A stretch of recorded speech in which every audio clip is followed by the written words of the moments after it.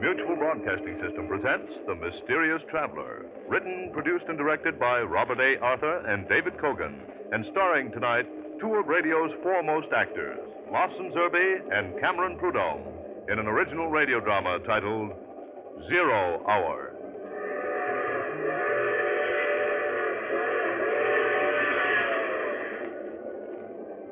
This is the Mysterious Traveler, inviting you to join me on another journey into the realm of the strange and the terrifying. I hope you will enjoy the trip, that it will thrill you a little and chill you a little. So settle back, get a good grip on your nerves, and be comfortable, if you can, as you hear the story I call 0 Hour.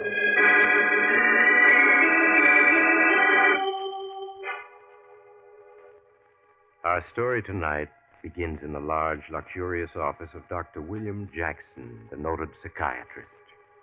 Dr. Jackson, a tall, intelligent-looking man in his late 50s, is seated in a chair beside a fireplace reading a patient's case history. As he reads, the door to his office is quietly opened, and Keith Roberts, a slender, nervous man of 35, peers into the room. Pardon me, Doctor. Oh, it's you, Mr. Roberts. Come in. Thank you. Is there anything I can do for you? Doctor, I just couldn't stay in my room. I must talk to you. I simply must. Well, now, won't tomorrow do? No. It'll be too late then. It's got to be tonight. I see. Well, here, take this chair by the fireplace. Thank you. Doctor, I know you're my final hope. That if you don't find me sane, they'll put me away. This is my last chance. I must make you see that my story is true. Are you sure it can't wait till tomorrow? No. Every minute counts. Even now, time is running out. You sound as though an overwhelming disaster were about to happen. Yes, Doctor. That's just it. A disaster such as the world has never known is about to happen. It will affect every human being on Earth. Suppose you start from the beginning and tell me everything. From the beginning? Yes. Well, I suppose it all began that day 6 months ago in Philip Cromwell's office. Cromwell is the fellow who publishes my books. I'm a writer, you know. Yes, I know. Well, Cromwell told me that he had acquired the literary rights to the life of the world-famous scientist, Professor Dana Friedberg. And I was the man who would write the professor's biography. I think that day, Doctor, was the happiest in my life.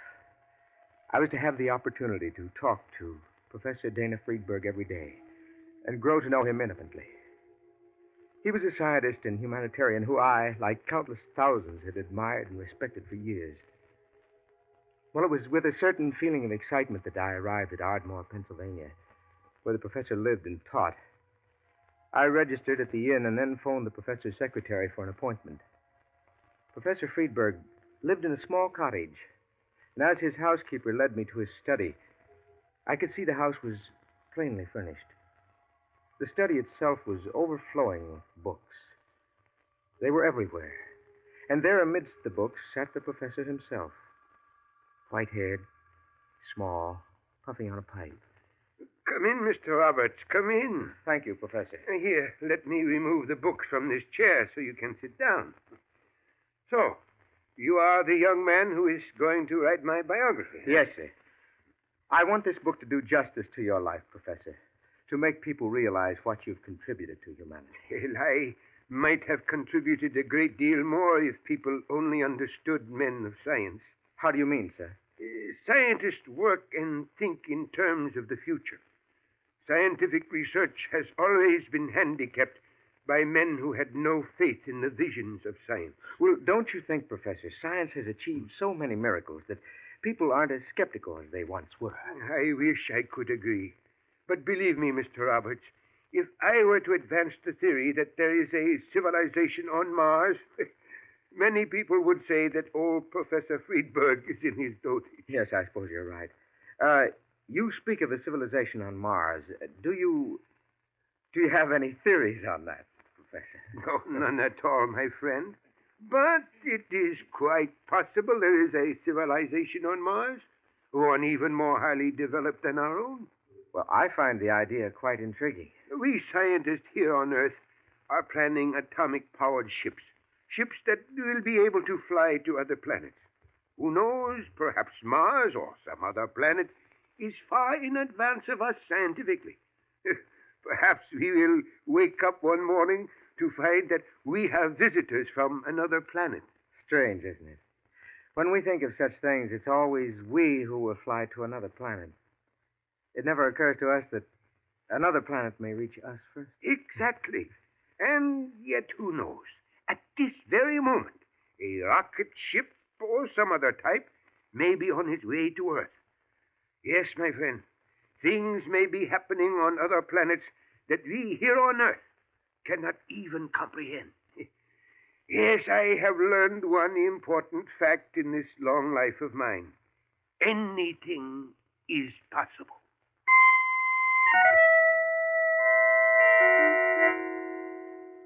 The days that followed went swiftly. And as the weeks slipped by and my notes on the professor accumulated, I knew that his was one of the great minds of all time. I was constantly astounded by his wide knowledge on a score of subjects. And it was small wonder that famous people from all over the world came to see this remarkable man. It was almost with regret that 4 months later, I finished the biography and called upon the professor to say goodbye. Oh, so you are returning to New York? Yes, Professor. I shall miss our daily talks, Keith. Yes, it had become a most pleasant habit. I'll miss them, too. Professor, is anything wrong? Wrong? What makes you ask? Oh, come now, Professor. We've known each other for over 5 months. By this time, I can sense your every mood, and something seems to be worrying you. Yes, Keith, something is. I don't know whether you read about it in the papers, but a week ago there was a tremendous explosion in the wilds of Montana. Yes, I recall the papers said it was a meteor. Yes, that seemed the obvious answer. After all, a meteor crashing into Earth is not an uncommon event. Are you trying to tell me it wasn't a meteor? A government investigation was made at the site of the explosion. A huge piece of metal weighing several tons was found buried deep in the earth. That certainly sounds like a meteor. Yes, it does. But when the metal was dug up and examined, a very curious fact was revealed. What was that? The metal could not be identified. It was a new element, never before seen on Earth. A new element? Yes. Every conceivable test was made. It is a metal that is a 1,000 times harder than steel, and yet it is lighter. Well, what does Washington think? They believe it to be a meteor, a type that never crashed onto Earth before. And what do you believe, Professor? I have a theory, Keith, which I have not told to anyone as yet. Do you recall our conversation the day we met? Why, yeah. I mentioned at the time that it was quite conceivable that some other planet might have a much higher civilization than our own. Yes, and you said it was possible that we might wake up some morning and discover that we had visitors from... Professor, you don't mean that the explosion... Why not? You think that explosion might have been a rocket ship from another planet that crashed into the Earth? It is only a theory, but it is not beyond the realm of possibility. If that is true, then it means this metal is wreckage. Yes. Before passing on this theory to Washington, I should like to conduct a personal investigation. Well, you mean go to Montana, the site of the explosion? Yes. Would you care to go with me? I'd like to very much. Good. Then I suggest we leave tomorrow without divulging our plans to anyone. We fly to Helena, Montana, hire a car there, and drive the rest of the way.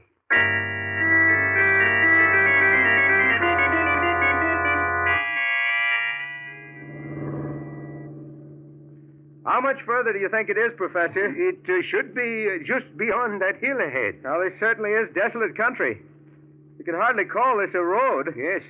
That large ranch house we passed 20 miles back is the nearest dwelling to where the explosion occurred. Well, we're coming to the top of the hill. Oh, there it is, Professor. Oh, say, that's quite a hole. Yes. According to the report, it is 200 feet in diameter, 70 feet deep. What an explosion that must have been. I understand it was visible for 60 miles. Well, just what are your plans, Professor? Well, the hole has already been thoroughly examined by the government investigators. I suggest that he carefully search the ground for hundreds of yards around the hole. They may have overlooked something. I see. Well, here we are, Professor. Yes. Now we shall see if there is any substance to my theory.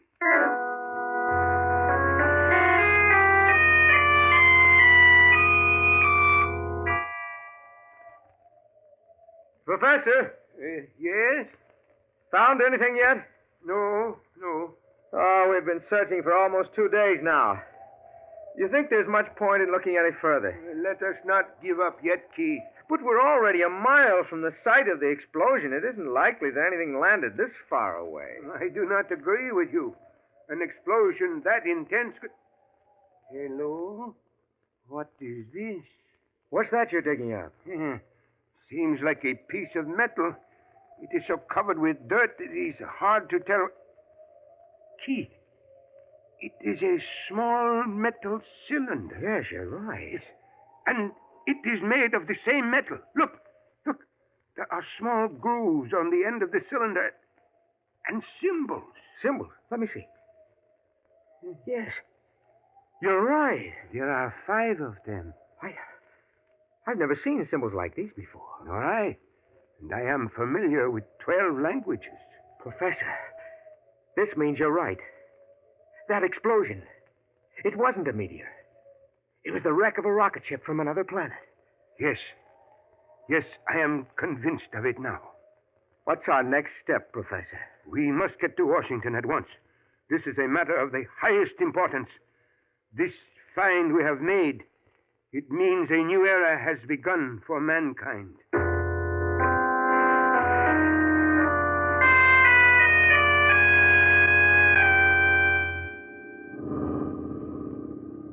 Keith, perhaps you had better stop at that ranch house up ahead. Why, Professor? I will use their telephone and call Washington.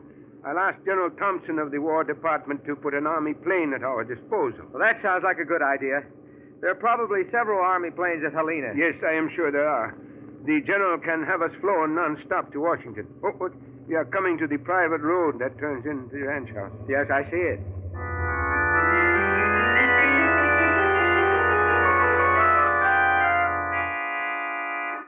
How do you do, gentlemen? My name is Jason DeCoven. I'm owner of this ranch. I understand you wish to use my telephone. Yes, if it is not too much trouble. I'm very sorry, Professor Friedberg, but my phone is out of order. I see you know me. But of course, Professor. I've long been a great admirer of yours. I am sorry your phone is not working. Come, Keith, we had better be going. Oh, but, Professor, it's already dark. It's time for supper. Won't you join me? I'd be honored. No, thank you. We really must be on our way. Come now, Professor. Surely Washington can wait a few more hours. What makes you think we're going to Washington? My men were watching the two of you from a distance as you examined the site of the explosion. Naturally, I assume you're on your way to Washington with the results of your investigation. Tell me, Professor, did you find anything of interest? Who are you? I've already told you, Professor. My name is Jason DeCoven. Your accent, I cannot seem to place it. Would you mind telling me your nationality? Come now, Professor. As one of Earth's most brilliant scientists, surely you must have guessed by this time. I see it all now. Yes, I see it all. Professor, what's this about? Who is this fellow? Keith, we have made a terrible blunder. What do you mean? That explosion was a rocket ship from another planet, but you and I mistakenly assumed it was the first. You mean other landings have been attempted? Yes. But how do you know? Standing before you is living proof that a successful flight has been made from another planet to this Earth. You mean DeCoven? Yes.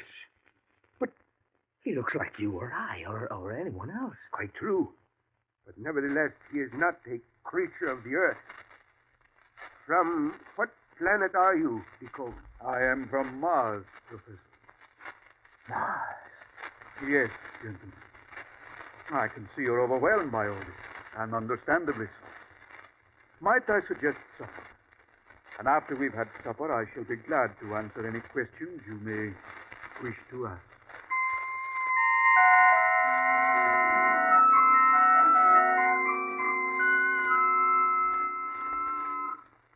pity you gentlemen weren't in the proper frame of mind to enjoy this supper. My chef excelled himself tonight.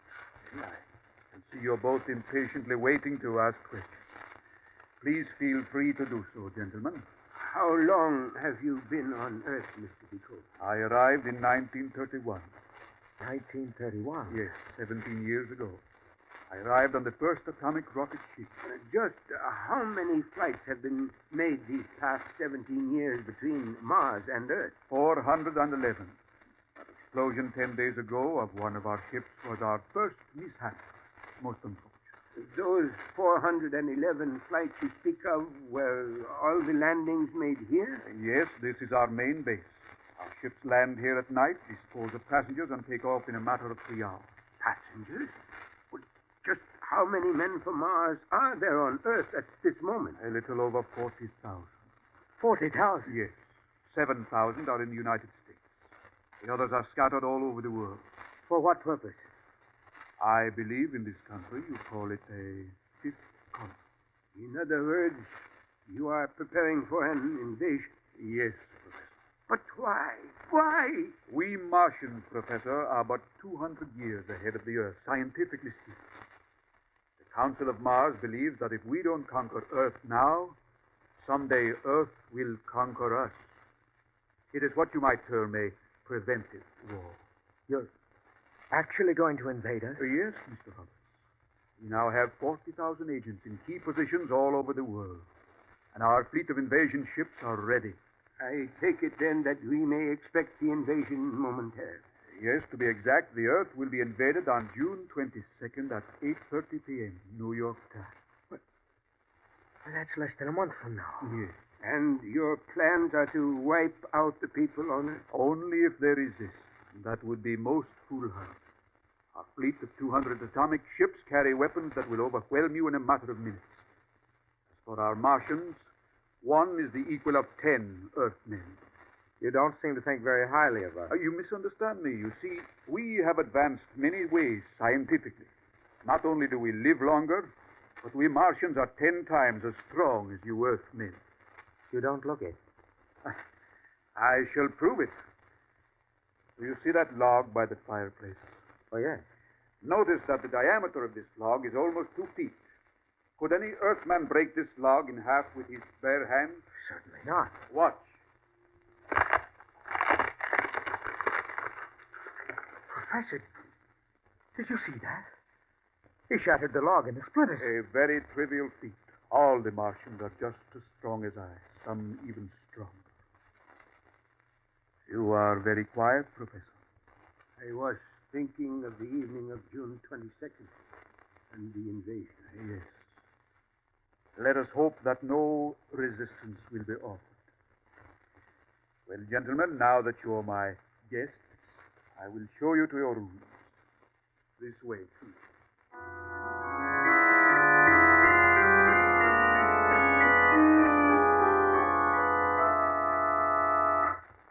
Professor, what are we going to do? Speak softly, Keith. Your room may have a dictaphone. Yes, you're right. Somehow we must warn Washington of the forthcoming invasion. There is little that can be done to stop the Martians, but we must prepare. Escape from here is impossible. Look out the window, Professor. That wire fence is charged with electricity. The grounds are all lit up with those floodlights, and there are guards everywhere. Yes, this ranch is like a fortress. And yet we must escape, warn Washington. I'm afraid it's hopeless, Professor. Perhaps not. Oh? What do you mean? Keith, this ranch has its own power plant to generate electricity. Now, if I were to short-circuit the system, you might be able to escape in the darkness and confusion. Yes, maybe I could. Look, it is a 12-foot jump from the window to the ground.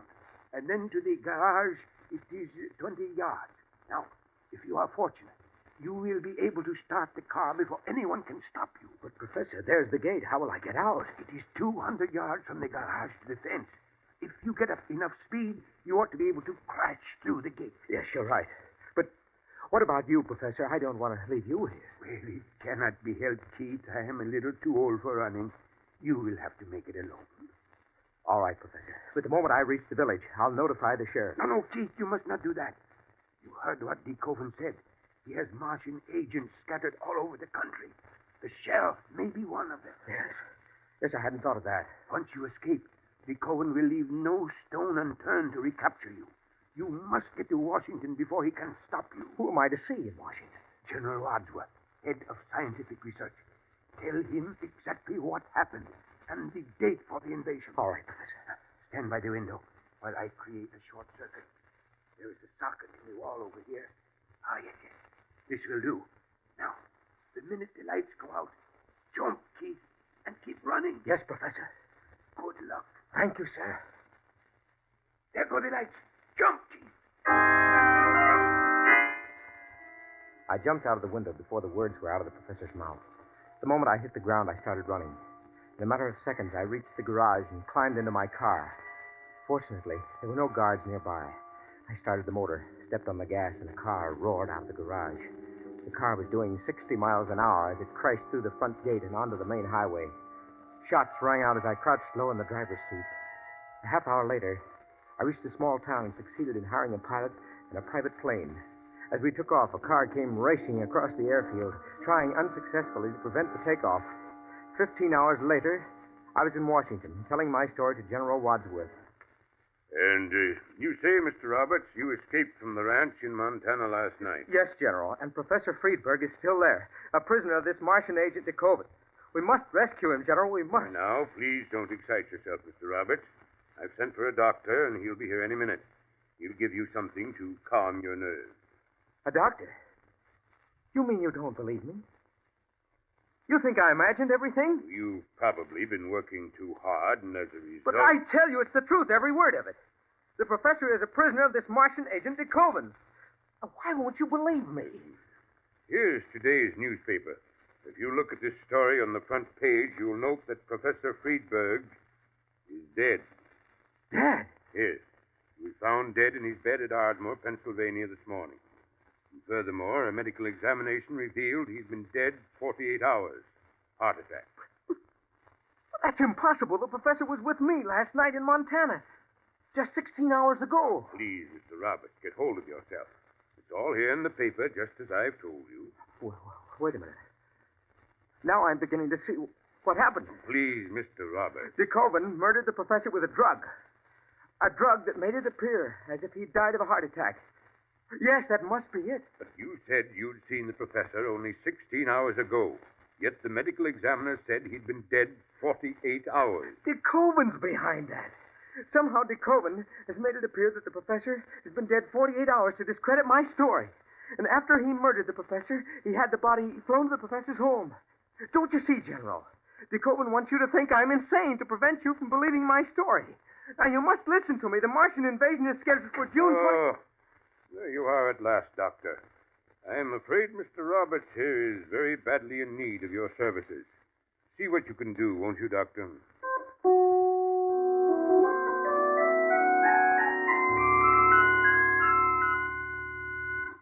That was several weeks ago, Doctor. And ever since that day I told General Wadsworth my story, I've been confined to this institution. One doctor after another has examined me, but they're all a pack of fools. None of them believe me. Dr. Williams, you're my last hope. I know that. If you don't help me, then there's no one else I can turn to. I'll do anything I can for you, Mr. Roberts. Then don't let them put me away. I know my story sounds fantastic, but it's true. You must believe me. I do believe you, Mr. Roberts. You do? Yes. There are one or two things in your story I'd like to check. Of course, Doctor. Of course. I knew you'd see I was telling the truth. To begin with, you say this Martian, DeKoven, was it? Yes, Jason DeKoven. Yes, you say this fellow DeKoven picked up a log that was 2 feet in diameter and crushed it in his hand. Yes, Doctor. He splintered that thick log into 100 pieces. Oh, that's incredible. Would you say the log was as thick as this one by my fireplace? Yes, just about the same size. But, Doctor, why are you picking the log up? I just want to show you something.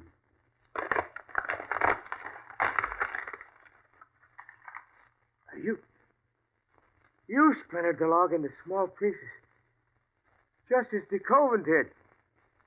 You're one of them.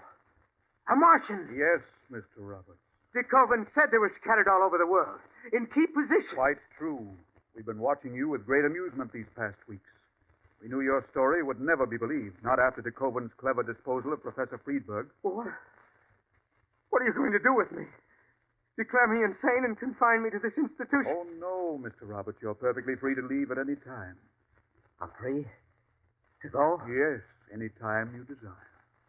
Aren't you afraid that someone in Washington might believe me? No, Mr. Roberts, you no longer present a problem. I believe you said the invasion was scheduled to occur on June 22nd at 8:30 p.m. New York time. Is that correct? Yes. In other words, tonight. Tonight? Yes. Didn't you know it's June 22nd? I've lost all track of time. I see by my watch it's exactly 8:28. According to your story, the invasion should start in just 2 minutes. Yes. I'll open a window so we can see the skies. Yes. There's the Martian invasion fleet coming into the stratosphere. Mr. Roberts, I do believe your story. It is now 0 hour. The invasion has begun.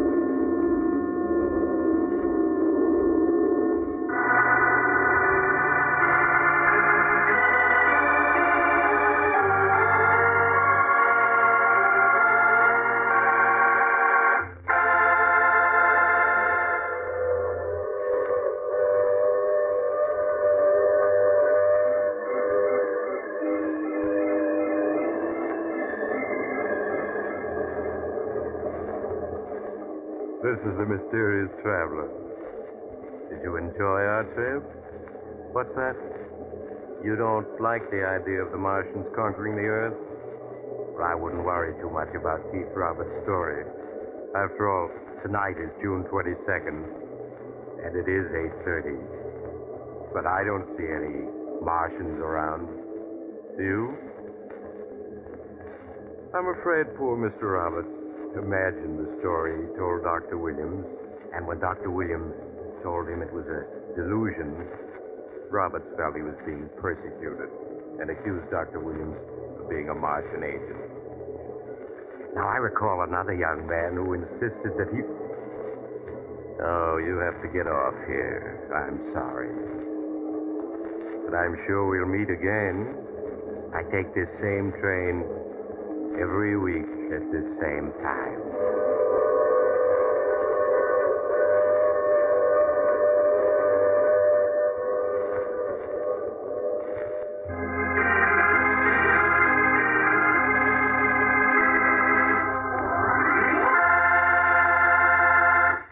You have just heard The Mysterious Traveler, a series of dramas of the strange and terrified.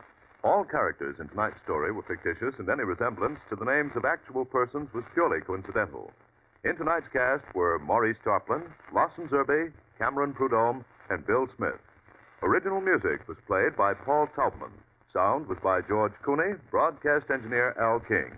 Mysterious Traveler is written, produced, and directed by Bob Arthur and David Kogan.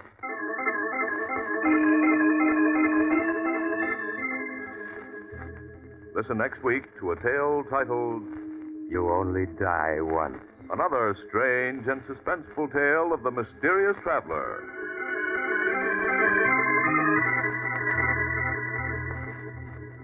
This program has come to you from our New York studios. Another program of tense and dramatic action will follow in just a minute. Stay tuned to the station for Official Detective. Carl Caruso speaking. This is the Mutual Broadcasting System.